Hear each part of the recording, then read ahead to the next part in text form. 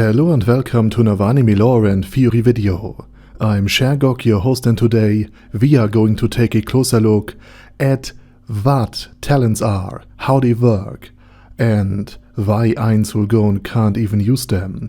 But before we're going to take a closer look at any of this, let me quickly thank my Patreons for supporting this channel, as well as say thanks to all users of the YouTube thanks function for making one-time donations. And with that said, let's get to the topic at hand. Also, please check out my new video on my fantasy channel, it is linked down in the video description. And let's start here with a question that most of you who are new to the topic of Overlord are likely going to ask, namely, what is a talent, how does it work, and what talents do the members of the Great Tomb of Nazarick have? And sure, Ainz luck could just make him seem like an incredibly talented Overlord, purely by coincidence of course, a role he also tries to play, even if he's not fully aware of it himself all the time. But Ainz has no talent whatsoever, as in the power mechanic is nothing he can use. And this also goes for his other guild members, like Touch Me, Ulbert, Peroroncino, or Tabuda Smaragdina. And this is because talents simply didn't exist in the Dive MMORPG Yggdrasil Online. There was no way to grant oneself these abilities in the game, and they couldn't be chosen by anyone either, as they simply didn't exist within the very game. And this means, for example, that neither Yuri Alpha, Albedo, nor any of the other NPCs have talents, as this mechanic didn't exist in Yggdrasil Online. And they are basically similar to martial arts, wild magic, and maybe runecraft, although Ainz isn't certain of that. And these things are all unique to the new world, and not accessible to players and NPCs from Yggdrasil Online, at least normally. So talents are something created by the new world. Just as it is capable of producing new spell, it apparently also has created new power mechanics over time. And again, this was something that also wasn't possible in Yggdrasil Online. You couldn't just create new spells. In other words, there seemed to be a purely magical development that has perhaps emerged from Yggdrasil Online under the influence of wild magic, and this synthesis then led to the run-off effect of creating new spells, like new tier magic spells that you couldn't create in Yggdrasil Online. But since the world is now changed and the world became real, and also magic became a very real and tangible thing, it is very likely that, again, these mechanics emerged naturally just from the new world. And thanks to this evolution, one could assume that in a few thousand years, the new world might even be as powerful as players from Yggdrasil Online on average. But as I said, that is just a theory of mine, and we are not here to talk about the further development of magic in the new world of Overlord. Instead, we are focusing on talents. And talents are something innate, something predetermined, that cannot be changed easily, something that you're born with. And every living being in the new world, apparently regardless of whether they are human, heteromorphic, or demi-human, has a 0.5 chance of being born with a talent. In other words, 1 in 200 people is born with a random talent. However, as mentioned, this talent cannot be acquired later, at least not without one of the most overpowered power mechanics and magic things that there is even in Yggdrasil Online. And also, not all talents are equally useful, and not everyone will use them equally.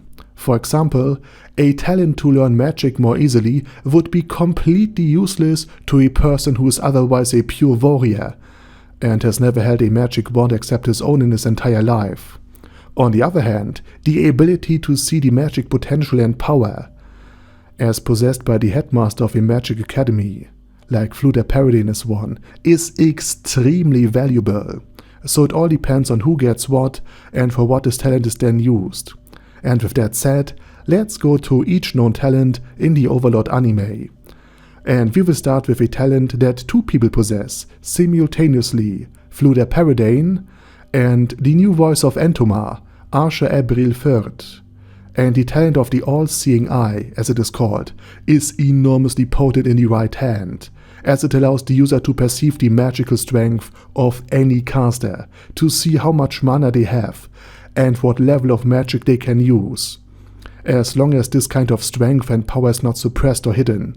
Because Ainz, for example, was able to mask this magic level of power of his using a certain ring, which successfully deceived both Archer and Fluda Paradane. And for Fluda Paradane, who has been fascinated by magic since he was a small child over 200 years ago, this talent, being born with it, was a huge stroke of luck.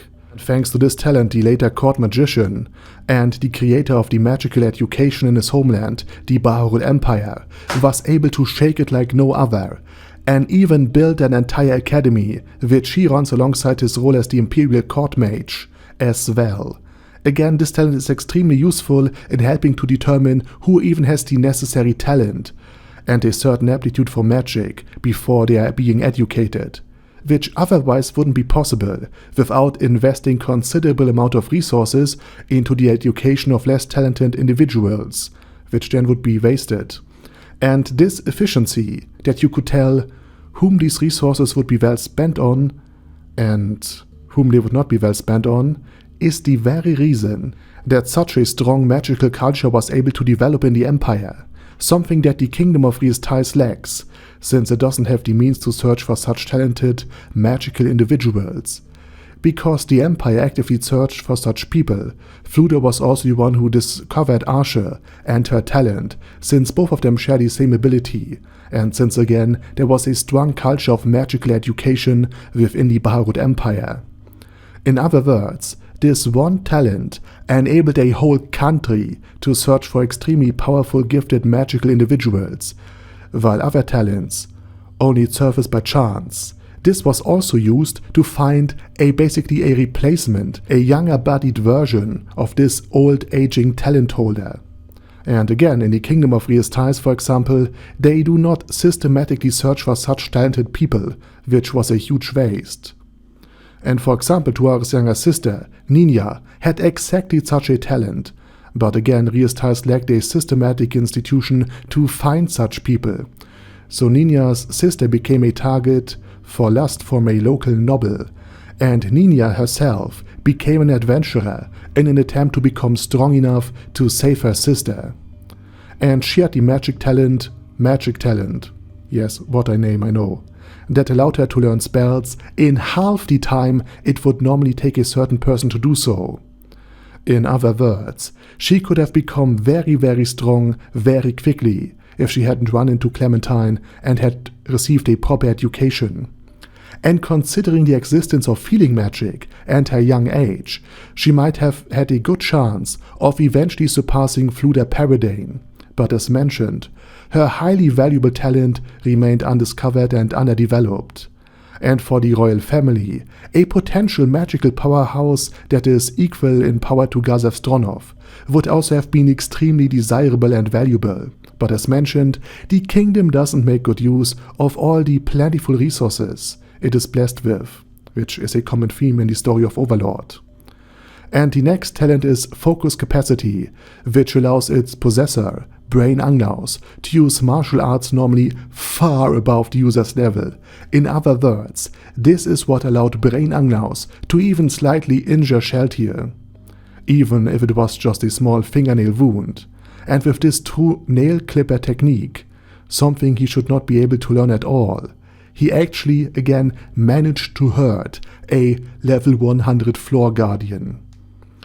And again, this should not be possible, since they are so much stronger and have abilities that would normally reduce such damage to exactly 0.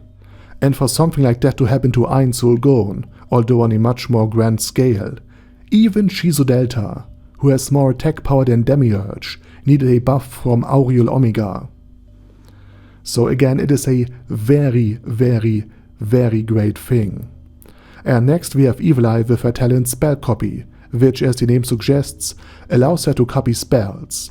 And this talent was also the reason she survived in her current form, and she accidentally became the Vampire Princess after Cure Elim Los Malvar unleashed his undead spell, turning her entire homeland, the former Kingdom of Invernia, into a haven for the undead. In other words, Evil Eye could potentially copy spells from Nezarick as well, such as for example wish upon a star, and use it herself, even though each use would cost her 5 levels, but nevertheless, this would make Evil Eye extremely valuable as an ally, as Ainz could repeatedly power level her with no trouble, and therefore capturing Evil Eye or turning Evil Eye to the side of the Great Tomb of Nezarec would be extremely important to Ainz.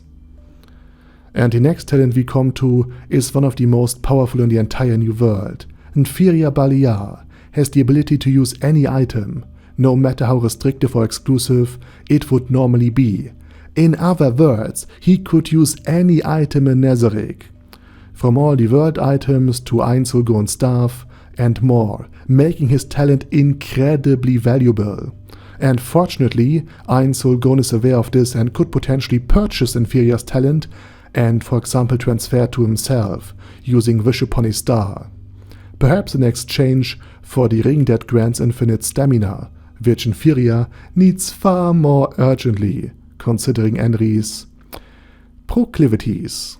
And then there's a series of unknown or unnamed talents, and the first one I'd like to mention is that of Draudilon Auriculus, which allows her to use wild magic, and we know she has dragon blood in her veins, and therefore I personally believe that anyone with enough dragon blood in their veins could be born with this talent, enabling them to use wild magic, and this makes it highly predictable who might also be born with this talent, and of course it would also explain why the Dragon Lords of Arkland, including Platinum, who is one of them, are able to teach wild magic to others there, because they have mixed blood.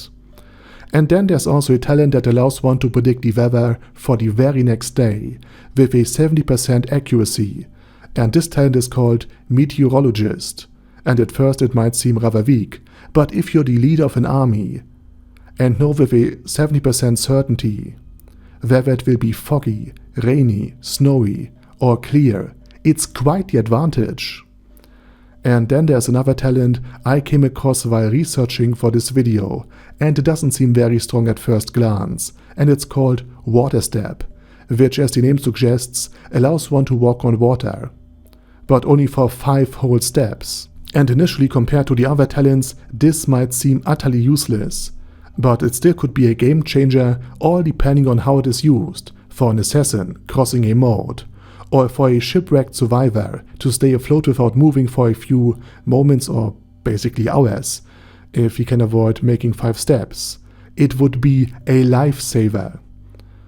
And as I said, while this talent is far from being overpowered or even good, even trash tier talents can still have a significant effect if it used cleverly. So basically, get Kazuma on this talent and he will make use of it, though mostly in the hot springs. And next we also have a rather underpowered talent, possessed by the half-elf Emina from Team Foresight, and it allows her to swim relatively well and make it difficult for her to sink, and this talent is called Float. But even though it is called Float, it doesn't guarantee she won't drown if there are high waves, strong current, or if she simply becomes too exhausted. Again, it is a talent that is nice to have in general, but doesn't necessarily make one all that much stronger. And while those with combat-focused talents like Brain Anglaus can generally very greatly benefit in the dangerous world of Overlord from such talents, this ability right here would only be particularly useful in certain professions, like for example as a lifeguard or as a sailor. And the next talent I'd like to discuss belongs to Nigun Grit Luin. It allows him to make every monster he summons slightly stronger. And this talent is particularly valuable in the hands of the leader of the Sunlight Scripture, which primarily fights indirectly by summoning angels in order to preserve their own numbers. And one of Luin's summons, called the Principality of Observation, enhances the strength of all other summons.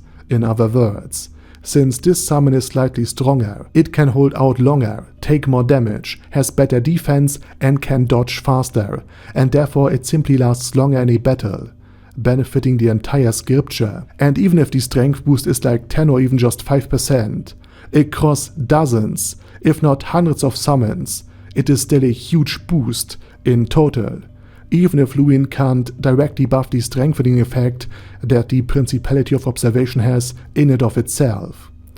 In other words, a relatively average talent was used optimally here. And now let's talk about the Overlord of the New World.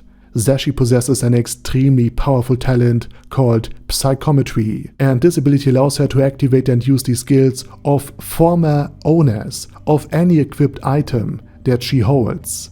In other words, as soon as Zesshi Zetsumai, the wielder of Charon's guidance, which is the scythe of Soshana, the death god of the slain theocracy, holds this weapon in her hands, the half-elf can use the skill, the goal of all life is death, to enhance an insta-death spell into becoming so deadly it can finish off anything, whether living or not, regardless of any normal resistances to the death spell. And normally this skill requires the Eclipse class and 5 levels in it, which means you normally need to be an undead overlord with a character build almost identical to that of Ainz Ooal in order to make it work. Because otherwise this skill simply can't be unlocked, which is why Zesshi being able to use it even without this class is so overpowered, and also the reason why her character build is such a mess. And the same goes for Einherjar, another OP skill. And I will make another video about just how dangerous the skill makes Zesshi, because imagine her cosplaying as Ulbertelein Oddle, or just touching Ainz Ooal's staff. And this would make a great video title, by the way. What happens if Zesshi gets her hands on Ainz Ooal's staff? But okay, jokes aside, we will wrap things up for today. And now it's your turn. What's your opinion on the topic of the talents? Do you think Ainz will somehow acquire Zeshi's talent for himself using a wish upon a star, maybe as pendants for attacking Sheltier, by, for example, using a world item, or perhaps by simply using a wish upon a star, or, and this is my personal favorite idea, by perhaps giving it to Pandor's actor, who can already transform into any member of the Great Tomb of Nezarec. Let me know it down in the comment section. And with that said, please check out my German channel, my fantasy channel, and if you don't want to listen to my voice or accent, but are still interested in the things I have to say, I also have made an AI channel, narrated by almost a woman, where I use AI voiceovers for my videos, and the channels are all linked down in the video description. Also, please check out my Patreon if you want to support me beyond just leaving a like or sub. And with that said, I say thank you very much for watching, thanks to my Patreons for supporting this channel, and as usual, I say my special thanks to Ada Daddy Ada, ASK, Bad Guy Ye, Bad Burrito 316, Bezer, Ben C, Brandon D, Chrissy, Crowley 022Ron, Sia, Crystal Prime, Dead Slime, Death is Mercy, Deathless Dragonlord, Demon Xenomorph 1987, Devin Downen, Ding Dong, Din Pep, Dragonlord Placido Saxophone, Duckwagon, Dunkler Krieger, Dystopia, Dystopia II, Enigmatic Unicorn, Feral Shivan, Guy with That Head, Hector Marino, Hoss, Huster, Jacob G, Jana B, Jason, J. Morris, Chromius, Kyle R, Lee K. Long, Legendarius, Lelouch V. Britannia with a Mustache, Lexus Fox, Lord Nishikian Rai, Lord Touch Me, Loverazer, Merovec, Mr. Shoes, Mr. Tweaker, Michael R, Michael Y, Nope, Oh Hell No, Normal Toad, O'Kill, Overlord General Gasper, Paddy Pantum, Personage, Ruru, Primus 11, Rhinomere, Cune Caracos P, Shergox's Daddy, Shadow Lightning Wolf, Shrine Keeper, Sir Axolotl, Super Tier Magic Batista Bomb, Supreme Cheese, Staris, Ted, Texas Deer, Diorg Warboss, Rock Ed Smasher, T.E. Wang, Vash Hawkeye, Vegito 27, Venture Fanatic, Wilhelm, Zinukai, and Sonagon. Thanks guys. Anyway, have a nice day, and I hope to see you all again soon under my next video.